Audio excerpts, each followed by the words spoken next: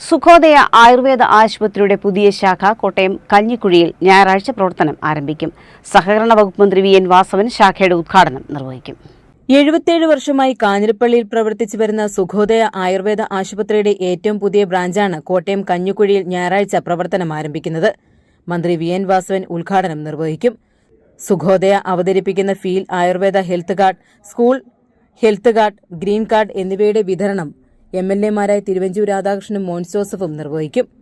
DC book CEO Ravi DC, Kerala Ayurveda Samajam president Subrahmanyan Moosath, AHMA president doctor Joji G Sebastian തുടങ്ങിയവർ ചടങ്ങിൽ പങ്കെടുക്കും. കുടുംബാരോഗ്യ രംഗത്തെ മുൻനിർത്തിയുള്ള സമഗ്ര ആയുർവേദ ചികിത്സകളും പഞ്ചകർമ്മ, റീഹാബിലിറ്റേഷൻ, യോഗ, ജീവിതശൈലി മാറ്റങ്ങളിലൂടെ ആരോഗ്യ സംരക്ഷണവും ഈ പുതിയ ശാഖയിൽ ലഭ്യമാകുമെന്ന് മാനേജിംഗ് ഡയറക്ടർമാരായ doctor Gladys James, doctor Catherine James എന്നിവർ വാർത്താസമ്മേളനത്തിൽ പറഞ്ഞു. ACV news, Kottayam.